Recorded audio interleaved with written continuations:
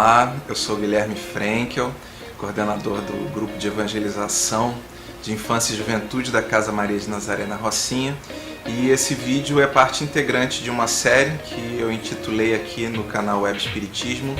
na playlist de Juventude e Pertencimento. Ele é o resultado das oficinas de Juventude e Pertencimento que nós tivemos a oportunidade de realizar no CESG por ocasião do encontro de evangelizadores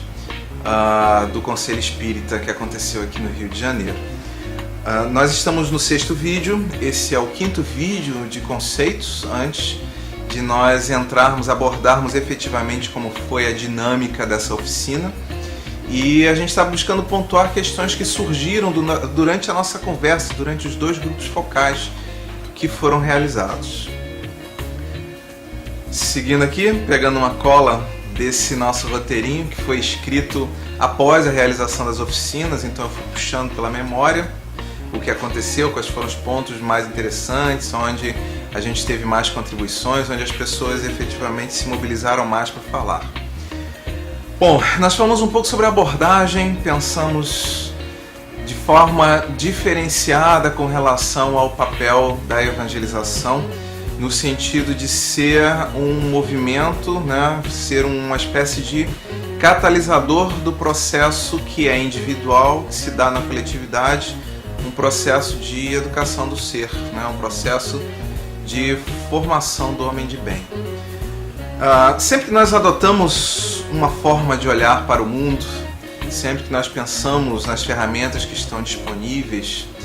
temos por metas os conceitos que são abordados pela doutrina, que podem nos oferecer efetivamente condições de olhar para o mundo de uma forma diferente, de agir de uma forma diferente sobre ele.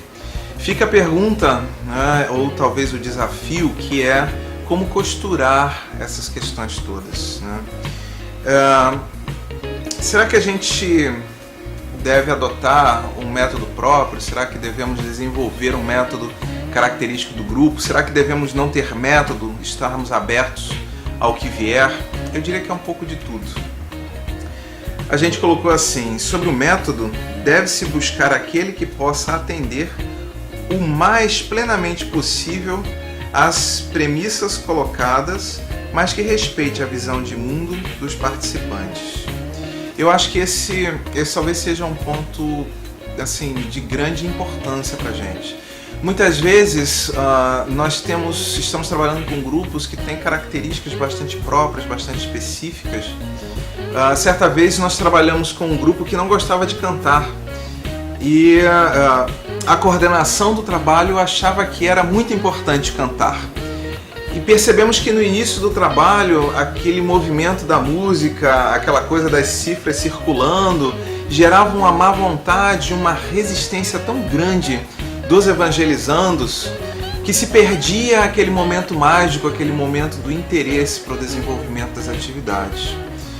Nesse sentido, então, não estou dizendo que a música não tenha seu lugar, mas num grupo que não tem muito interesse sobre música ou que não gosta de uma abordagem de estudo mais sistematizado,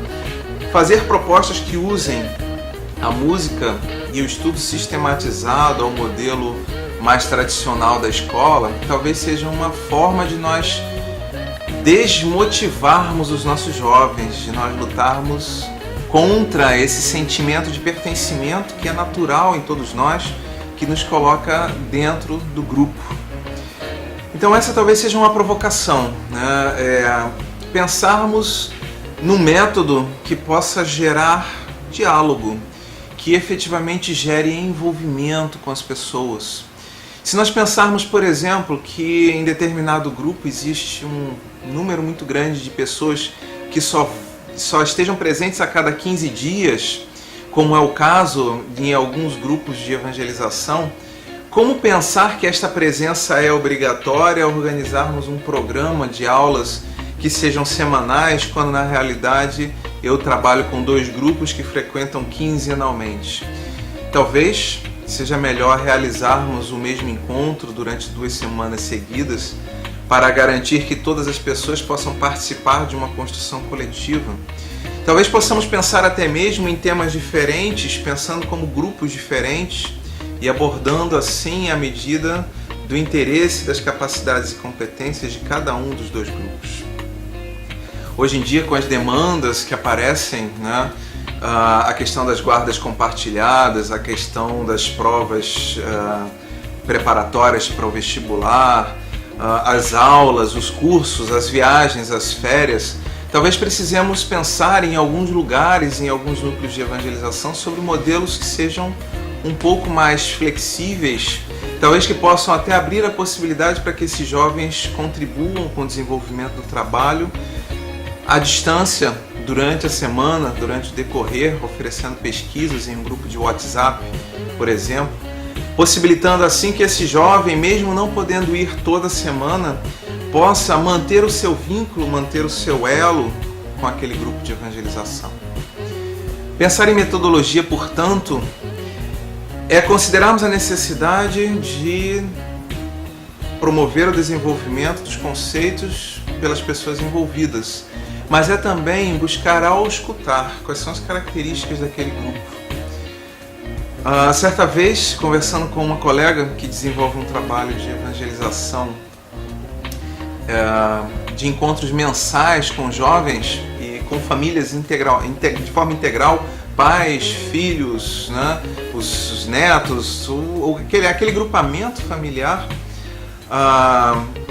questionávamos se esse trabalho seria realmente eficiente ou não,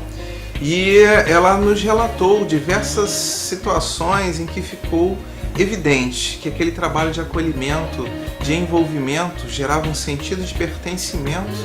nas pessoas, nas famílias, que, embora fossem realizados apenas 11 encontros anuais,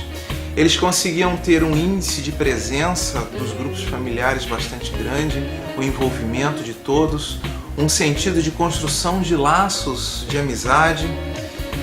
e efetivamente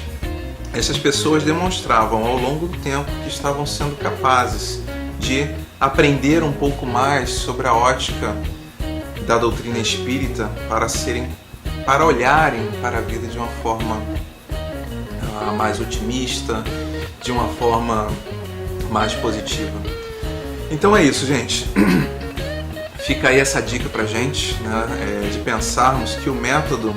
ele deve acompanhar toda essa dimensão da flexibilidade do trabalho de diálogo, do trabalho construtivo no que diz respeito ao pertencimento. Talvez seja necessário, inclusive, fazer ajustes da metodologia ao longo do tempo, à medida que esse grupo vai sofrendo as naturais transformações pela entrada de novos integrantes, pela saída de integrantes, pela transformação do entorno, das realidades, né? Bom, é isso aí. Até o nosso próximo vídeo e um grande abraço.